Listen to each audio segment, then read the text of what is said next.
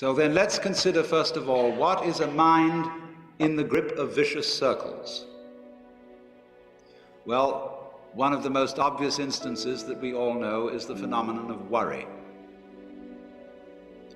The doctor tells you that you have to have an operation. And that has been set up so that automatically everybody worries about it. But since worrying takes away your appetite and your sleep, it's not good for you. But you can't stop worrying, and therefore you get additionally worried that you are worrying.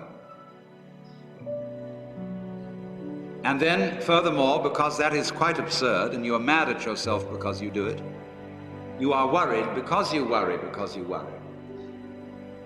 That is a vicious circle. So now, can you allow your mind to be quiet? Isn't it difficult? Because the mind seems to be like a monkey, jumping up and down and jabbering all the time. Once you've learned to think, you can't stop. And an enormous number of people devote their lives to keeping their minds busy and feel extremely uncomfortable with silence. When you're alone, nobody's saying anything, there's nothing to do. There's this worry, this lack of distraction. I'm left alone with myself, and I want to get away from myself. I'm always wanting to get away from myself. That's why I go to the movies, that's why I read mystery stories, that's why I go after to girls or anything that you do, or get drunk or whatever. I don't want to be with myself. I feel queer. So, well, why do you want to run away from yourself? What's so bad about it? Why do you want to forget this? Why do you want to become yourself? Because you are addicted to thoughts.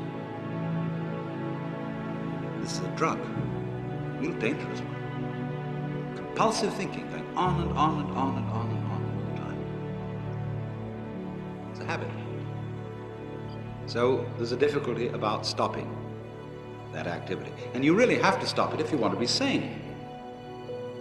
Because if I talk all the time, I don't hear what anyone else has to say.